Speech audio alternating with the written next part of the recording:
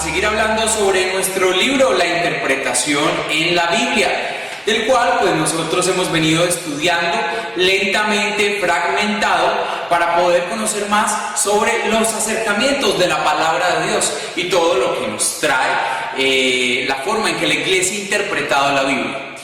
Bueno, entonces para el día de hoy había que leer de la página 52 a la página 60, de la página 52 a la página 60. Y nos habla sobre los acercamientos basados sobre la tradición. Para eso voy a usar el tablero para que podamos hacerlo de una mejor manera y ustedes me puedan entender más claramente. Cuando hablamos del acercamiento sobre la tradición, pues nos dan 3 ítems supremamente importantes. Y los dicen lo primero, que el acercamiento sobre la tradición tiene que ver con el canónico, con el acercamiento canónico. Se llama acercamiento canónico.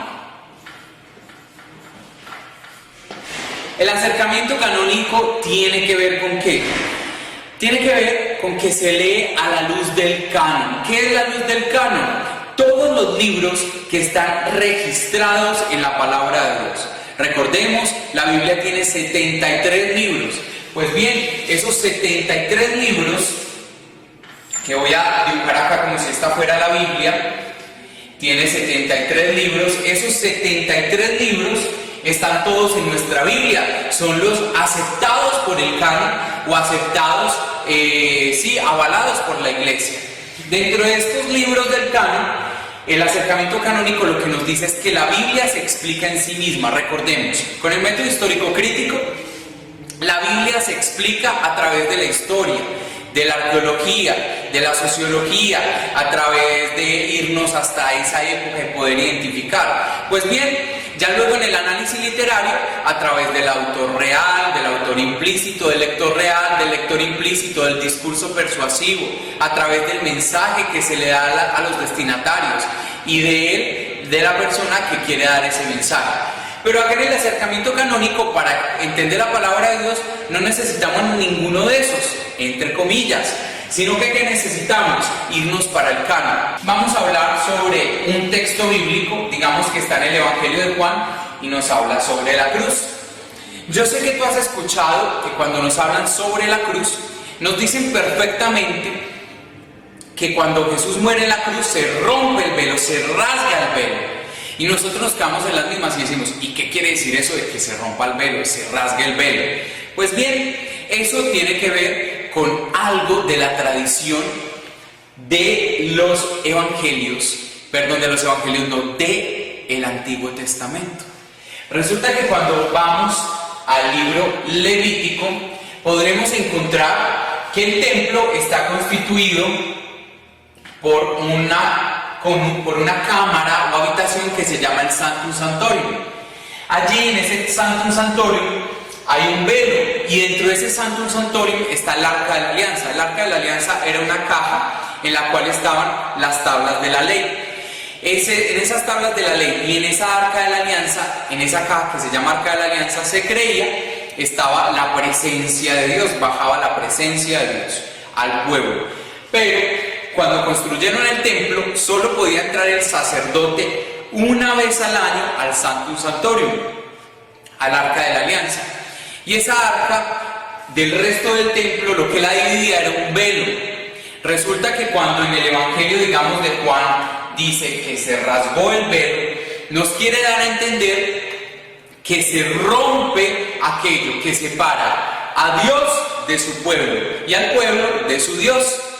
Entonces, solo cuando vamos al Levítico y entendemos qué es el velo, en dónde está el velo, ahí es cuando nosotros nos podremos dar cuenta que en Juan, cuando nos habla de que se rasgó el velo, es que se rasga el velo del templo, lo que separaba la presencia de Dios del pueblo y el pueblo de la presencia de Dios.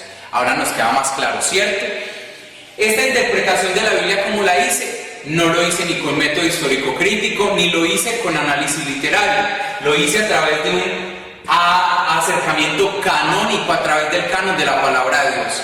El canon, les recuerdo, es que la Biblia se explica en sí misma. La Biblia se explica en sí misma. un libro de la Biblia, del Antiguo Testamento e incluso del Nuevo Testamento, me puede explicar la palabra de otro libro de la Biblia. Otro ejemplo que nos puede servir bastante es, por ejemplo, si nosotros estamos hablando del Evangelio de Lucas. En el Evangelio de Lucas dice que Jesús entra a la sinagoga y se pone a leer un rollo en el que es el rollo del profeta Isaías. Ahí, cuando vemos el rollo del profeta Isaías, que Lucas se pone a leerlo, que Jesús se pone a leerlo, dice: el Espíritu de Dios está sobre mí, me ha enviado para liberar a los cautivos, darle vista a los ciegos, etcétera, etcétera. Muy bien, cuando yo leo ese texto de Lucas, yo me podría ir a aquel libro de la Biblia que está dentro del canon, al libro del profeta Isaías. Y cuando yo llego al libro del profeta Isaías, leo lo que Jesús estaba leyendo: el Espíritu de Dios está sobre mí, me ha enviado para liberar a los cautivos, darle vista a los ciegos. Y allí yo me puedo dar cuenta, en el profeta Isaías, en qué contexto él escribió eso. Él estaba escribiendo a pobres, a marginados, a viudas, a huérfanos. Y entonces, cuando yo leo Lucas a través de Isaías, yo puedo entender qué está leyendo Jesús y qué quiere decir ese texto. Cuando yo leo Isaías a través de Lucas, también yo puedo darle una nueva interpretación al texto de Isaías. Lo mismo que acá, cuando yo leo la cruz en Juan a través de Levítico, yo entiendo algo nuevo. Y cuando yo leo Levítico a partir del texto de la cruz en Juan, yo también puedo entender cosas totalmente nuevas. O sea, el texto se explica en sí mismo con otros textos bíblicos. Espero que te haya quedado claro esta parte del acercamiento canónico. La Biblia explicada en sí misma, sin necesidad de ir a la historia o de mirar sus lectores implícitos, explícitos, etc. Ahora, yo los quiero invitar a que miremos otras realidades de este acercamiento de la tradición. Porque el acercamiento de la tradición tiene un segundo punto. Y ese segundo punto es... Perdón, se cayó el borrador. Y ese segundo punto, ¿cuál es? Las tradiciones judías. Tradiciones judías. Las tradiciones judías, ¿de qué nos hablan? Resulta que el Éxodo, el Génesis, Levítico, Deuteronomio y Números son los 5 libros de la religión judía, que se llaman el Pentateuco o la Torá. Y cuando nos hablan del Pentateuco o la Torá, allí es donde están consignadas todas las tradiciones de la religión judía. Para entender el Nuevo Testamento y para entender muchas de las cosas que hizo Jesús, habría que entender primero toda la tradición judía, porque recordemos que Jesús es judío y muere siendo judío. Jesús estaba permeado, era de religión judía. Santiago, ¿cómo así? Entonces el cristianismo. Resulta que Jesús le da una nueva interpretación, le da un nuevo giro a la tradición judía. Y al darle todo ese nuevo giro a la tradición judía, lo que nos va enseñando es que hay una nueva forma de ver la religión, la ley y la espiritualidad. Y entonces de ahí se cristianiza el judaísmo. Y por eso se llama el cristianismo y no el judaísmo. Pero para entender el cristianismo, primero habría también que entender las tradiciones judías. Este método que hace nos invita a que todos los textos, por ejemplo, del Nuevo Testamento, los leamos a partir de las tradiciones judías, porque así es que vamos a entender mucho más la palabra de Dios. Miren que el texto se sigue explicando con el canon de la palabra, pero a través especialmente del Pentateuco o de la Torá. Muy bien, entonces, viendo ya esa parte, desde que se explica el Nuevo Testamento a través del Pentateuco o de la Torá, vamos a ver un ejemplo de esto. Resulta que Pablo, por allá en una de sus cartas, me disculpa, no me acuerdo bien en este momento en cuál es, pero digamos que es Primera de Corintios. Digamos que en Primera de Corintios, Pablo habla de que hay que circuncidarse el corazón, de que nos tenemos que circuncidar el corazón. Pero ya luego si nosotros nos vamos para Levítico, el libro donde están las leyes judías, vemos que ahí nos dicen que hay que circuncidar, pero que circuncidar el cuerpo. En Levítico nos enseñan que los judíos, cuando nacían, a los 8 días de nacido a los hombres, les cortaban el prepucio, una parte del pene, y se los cortaban porque desde Abraham habían quedado que para ser pueblo judío tenían que tener una marca en el cuerpo, en la piel, una marca con sangre, o sea, que saliera sangre, con la cual se sellaba el pacto con Dios. Entonces desde allí todo judío que nace debe ser circuncidado a los 8 días de nacido. Eso dice en el libro Levítico según la tradición judía. Pero ya Pablo, en el Nuevo Testamento, en la tradición cristiana, ¿qué va a decir? Que no hay necesidad de circuncidarse el cuerpo, que lo más importante es circuncidarse el corazón. Y eso nos va a decir Pablo, ¿por qué? Porque nos quiere dar el mensaje, ¿qué te ganas tú con circuncidarte o llevar una marca en tu cuerpo si no llevas la marca de Cristo en tu corazón, en tu vida, en tu espíritu, en tu alma? Tiene un profundo sentido, ¿cierto? Pues bien, entonces, según esto, si interpretamos la palabra de Dios según las tradiciones judías, podemos leer 1 Corintios con la circuncisión del corazón, pero luego podríamos leer el libro del Levítico con la circuncisión del cuerpo. Se puede entender Corintios con Levítico y Levítico con Corintios, teniendo en cuenta que nos está hablando Pablo, nos está explicando algo a nivel espiritual, pero que tiene que ver con la misma tradición judía. Entonces, habría primero que entender tradición judía para luego entender lo que nos quiere decir Pablo con la tradición cristiana. Espero esta parte también te haya quedado clara. Ahora vamos a identificar el tercer punto, que es el acercamiento, o más que el acercamiento, es la historia de los efectos del texto. La historia de los efectos del texto. Ese es el tercer punto del que nos habla el acercamiento con la tradición. La historia y los efectos del texto.